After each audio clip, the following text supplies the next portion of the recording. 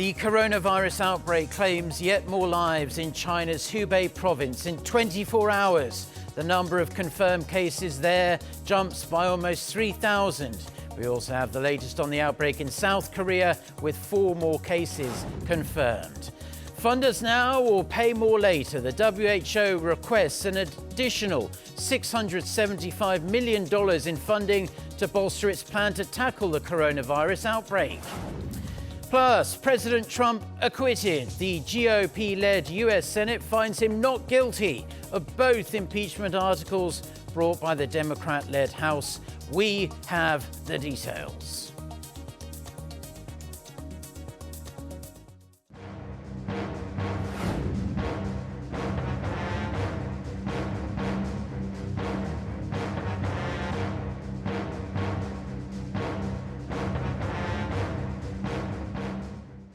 So we continue our extensive coverage of the coronavirus outbreak. China has updated its numbers on the death toll and the number of confirmed patients. According to China's state media, CCTV on Thursday, 563 people in China have died, and the total number of confirmed patients has now topped 28,000. There were around 3,000 newly confirmed cases and 70 more deaths in China's Hubei province compared to the day before.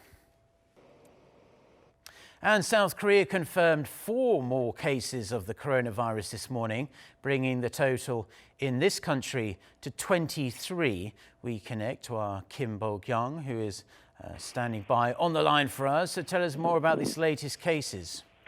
Sure, Mark. According to the Central Accident Prevention Division on Thursday, 4 new cases were confirmed this morning, bringing the total to 23. Out of these new cases, one is a Chinese woman who came to South Korea for a tour. She arrived in South Korea on January 23rd and went to the public health center yesterday due to a fever.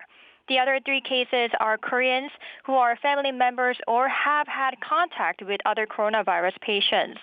All 3 were quarantining themselves already. One of the new cases, a family member of a previous patient, is now quarantined in Korean Armed Forces Capital Hospital. Another patient is in quarantine in Seoul National University Hospital. She previously had contact with the 6th confirmed patient, who themselves had a meal with the 3rd confirmed patient in Korea. The other case is a Korean man, a family member of another patient, and is now being quarantined in Joseon University Hospital in Gwangju. The patient he is related to had recently been to Thailand, and her daughter was also confirmed to have the virus on Wednesday. That's all from me for now, but I will bring back with more updates for our new newscast. Back to you, Mark. Okay, thank you very much for that report. Now, the World Health Organization has requested hundreds of millions of dollars in extra funding to bolster its 3-month plan to tackle the coronavirus outbreak. The request comes as health authorities around the world scramble to try and find either a vaccine or a cure. Isung Jae with the details. In an effort to tackle the outbreak of the novel coronavirus worldwide, the World Health Organization on Wednesday requested $675 million to further fund its plan. Today we're launching a strategic preparedness and response plan to support countries to prevent, detect, and diagnose onward transmission. We're requesting $675 million to fund the plan for the next 3 months.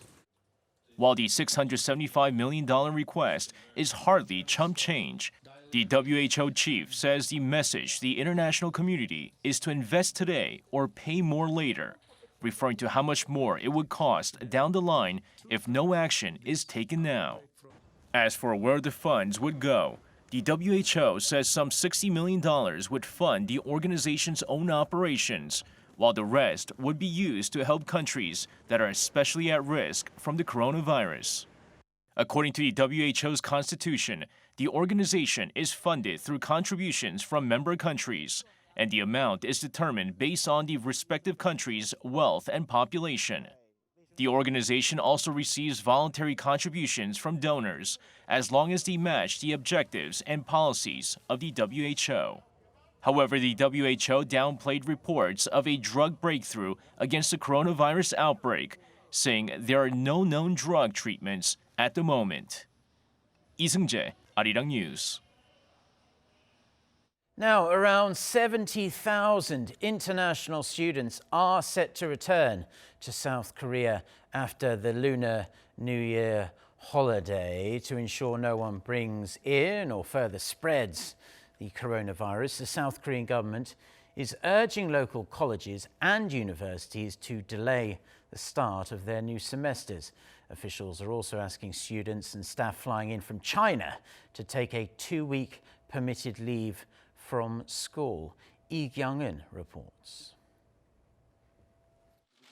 Starting Wednesday, all international students coming in from China will be subject to a 3-step monitoring system for the first 2 weeks from their arrival. The Education Ministry announced the policy on Wednesday after consulting with local universities. The first step happens when they land at the airports. All foreign students and faculty flying in from China will have to go through a separate entry hall and pass strict medical screening. The second step applies for the first 14 days that they're in the country, during which they will not be allowed to go to their respective schools. The same applies to South Korean nationals if they've recently been to China. And the third step comes after those 14 days. At that point, the universities will coordinate with public health centers to make sure that they can respond immediately to any outbreak. Some 117 students and faculty who've already entered the country from Hubei province are currently under active monitoring by the government, such as regular medical checks. The ministry also gave more detailed guidelines on its recommendation that universities delay their spring semester. We've comprehensively assessed the concerns over the students returning from China for the March semester, which could disrupt school operations. So we recommend that universities postpone the start of their new semester to any date within the first 4 weeks of March. To make up for the delay, the ministry will help schools provide classes online and prepare additional and substitute assignments. In line with this, it also recommends that schools cancel or push back entrance and graduation ceremonies. Plus, for freshmen barred from campus, it will encourage schools to let them take a break in their first semester, which is not typically allowed.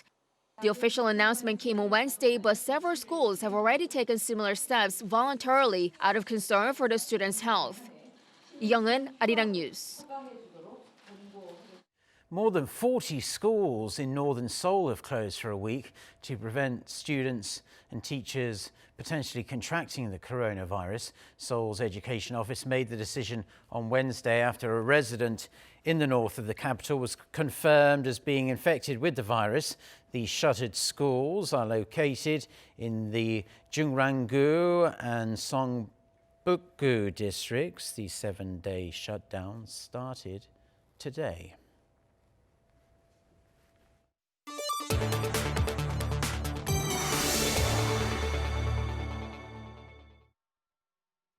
A truly historic moment took place in Washington within the past few hours. The U.S. Senate acquitted President Trump of both of the impeachment charges against him. For more on this and other news from around the world, let's turn to our Yoon Jung-min. Jung-min, this was always going to be a foregone conclusion in a GOP-led Senate, but give us the details. Sure, Mark. The Senate declared on Wednesday President Trump not guilty on 2 charges facing him, which were abuse of power and obstruction of Congress. For the first article, abuse of power, 52 senators voted not guilty and 48 voted guilty. For the second article, obstruction of Congress, 53 senators voted not guilty while 47 voted guilty. Republican Senator Mitt Romney broke ranks from his party as he voted against Trump on the abuse of power article. And 2/3 of the senators present not having found him guilty of the charges contained therein, it is therefore ordered and adjudged that the said Donald John Trump be, and he is hereby, acquitted of the charges in said articles.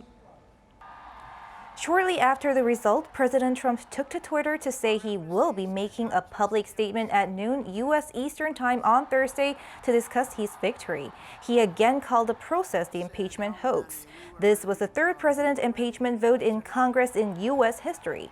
So far, no president has ever been removed by the Senate, and now that includes President Trump.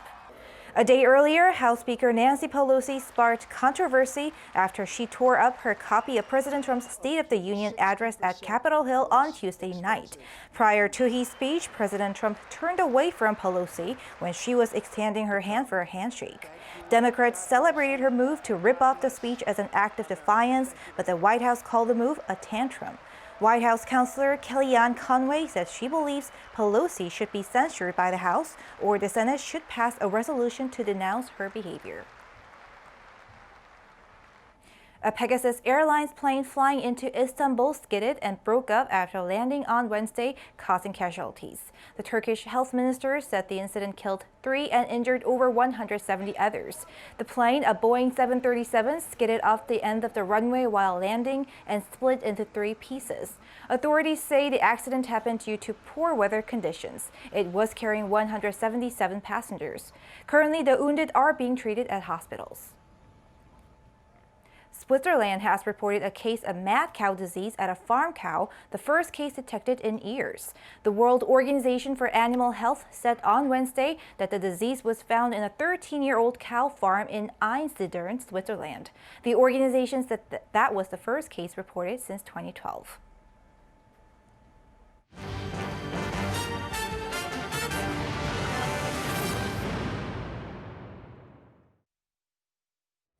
South Korea and Japan will hold working-level talks in Seoul today on their months-long diplomatic row over wartime history and trade. Seoul's Director General for Asia and Pacific Affairs, Kim Jong-han, will meet with his Japanese counterpart this afternoon. It's the first such talks between the two sides since mid-November of last year. The row between South Korea and Japan began as Tokyo slammed South Korean Supreme Court rulings that ordered Japanese firms to compensate Korean victims of Japan's wartime forced labor. According to Japanese broadcaster NHK, the two officials will also exchange information on the coronavirus outbreak. Now, South Korea is considering whether to delay or even cancel its joint military exercises with the US, scheduled for April as a precautionary measure due to the coronavirus outbreak. A South Korean military source said the exercises are a replacement for the large-scale springtime exercises such as Key Resolve and Foal Eagle. Such exercises were scaled back in 2018 as part of diplomatic efforts to help denuclearize North Korea. Now, many small and medium-sized South Korean firms are going through some tough times in the wake of the coronavirus outbreak. To give them a helping hand, the government announced a plan this week to assist such businesses through this rather turbulent time. Our Om Ji-young has this report. A South Korean firm that produces chemicals needed for the manufacturing of displays imports ingredients from China. Currently, our company's dependence on Chinese firms is very high. If we run out of the materials that we already have, our factory operations could be slowed down. The official said he believes that other industries in South Korea, including automobile and semiconductor industries, are having similar problems due to the coronavirus outbreak. A domestic enterprise that manufactures fire extinguishing equipment relies on a Chinese factory to make their new product. But an official from the company said that he doesn't know when the Chinese factory will restart operations. We originally expected to generate 25% to 30% more sales this year compared to last year, thanks to our new product. However, if we cannot get our product from the Chinese company, we are likely to suffer a 3 to 4 billion won loss. The official said the South Korean government should step in to help resolve the problems. The government plans to support local small and medium-sized firms that are going through difficulties due to the coronavirus outbreak. Related ministries formed special task forces to tackle the situation and will provide around $211 million in financial aid to local firms that have been affected. With the Ministry of SMEs and Startups, we're planning to provide financial support to minimize the economic impact on small and medium-sized firms. Our goal is to implement it from next Monday. Aside from the financial aid, the related ministries set up 32 centers across the country to help resolve damages and are planning to send 10,000 masks to South Korean factories in China this week. Ji-young, Arirang News.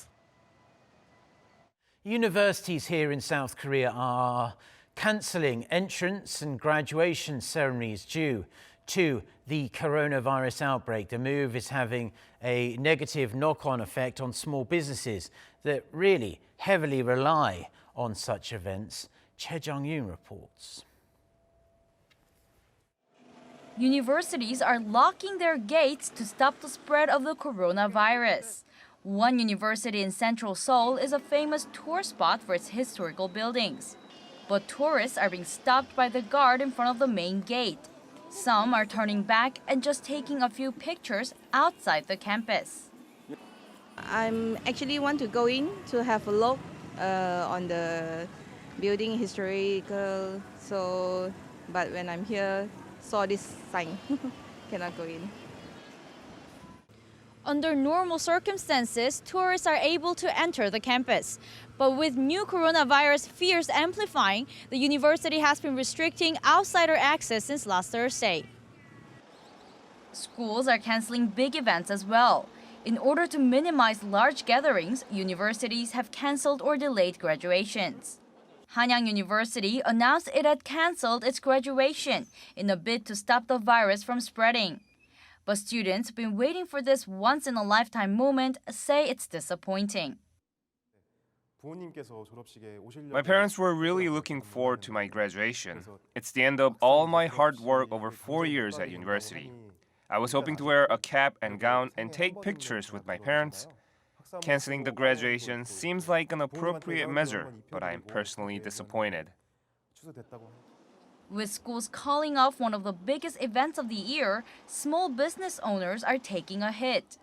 Photo studios, which are usually at their busiest at this time of year, have no reservations. Flower shops are also seeing customers cancel pre-ordered items. One flower shop situated on campus has had dozens of cancellations just this morning. Normally, they make over $25,000 of sales around graduation season. They say they are having difficulties handling the flowers they have already purchased and arranged. This is the time we've been waiting for since last year. We have prepared all the flowers for graduation. We are devastated and completely blank. Each university is taking a different approach to prevent the disease from spreading. Some have even installed heat cameras to monitor students' health. Universities are also considering delaying the spring semester by a week or two. And some schools have canceled their entrance ceremony and orientation for new students. Choi Jung-yoon, Arirang News. Switching gears now, the US Air Force has test-launched a Minuteman III ICBM from Vandenberg Air Force Base in California as part of its regular testing of the missile fleet. Officials say Wednesday's launch saw the ICBM's re-entry vehicle travel around 6,800 kilometers and was meant to verify the missile's accuracy and reliability. The US Strategic Command said test launches are not a response or reaction to world events or regional tensions. Now, in our modern lives, we encounter an ever-growing number of intelligent machines and smart devices that make decisions affecting everything from the news we're exposed to our job-searching activities. There are risks that go along with this, of course, because machines can make decisions that make social disparities worse than they already are. Oh Soo-young has this report. Robots taking our jobs and racist search engines are just a few of the concerns societies face as algorithms and smart devices become embedded in our daily lives. The UN Development Programme's annual report on human development, launched in Seoul this week, highlights the challenges societies face in the fourth industrial revolution. The challenge is ensuring that the transformative technologies we see today, such as artificial intelligence, change our lives in positive ways, instead of worsening social problems such as inequality. One major concern is the impact of automation on human jobs, as technology like image and speech recognition allows machines to become faster and more efficient. I say tasks. It does mean that the full function, the full occupation, the full job can be replaced necessarily by machines. So there are huge opportunities to actually harness artificial intelligence in a way that can leverage the ability of machines to make some of these tasks better, while empowering humans to perform those other tasks that artificial intelligence cannot do very well. Another major concern is that AI can exacerbate biases in society, worsening gender and racial disparities in education, employment, and society in general. Algorithms that are meant to maximize the use of social media, for instance, can lead people to polarized positions by encouraging people to only look at news or posts or information that caters to the biases and the preferences that they already have. So it is crucial to establish ethical standards and policies, encoding algorithms and promote inclusiveness. The digital divide should also be addressed to make sure that entire groups of people aren't left behind. You need to have a specific level of education, of knowledge, so then you can really make the best benefit out of new technologies. And this is, of course, typically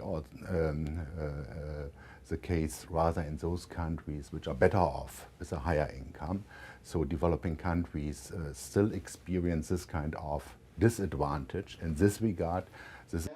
But with the right policy design, new technologies are expected to be a powerful force in closing various social gaps. Oh Seong, Arirang News.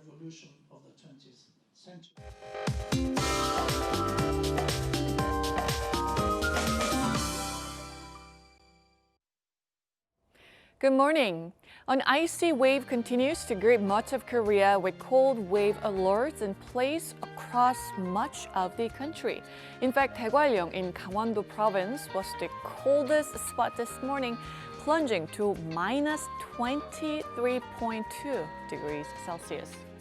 Meanwhile, the air is also getting drier each day, with dry weather advisories expanding to many regions, and that's including here in the capital. While East Coast could see some snow due to easterly winds, while Korea's easternmost islands of Dokdo and Ulleungdo are under heavy snow warning. Yesterday, highs in Seoul remained below zero all day, but it should be a bit more bearable today, and the cold should ease as the weekend approaches, but do stay warm through a weekend.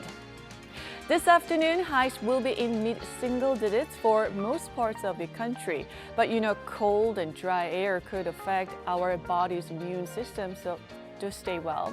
We don't want to catch a cold. That's Korea for you, and here's the international weather for viewers around the world.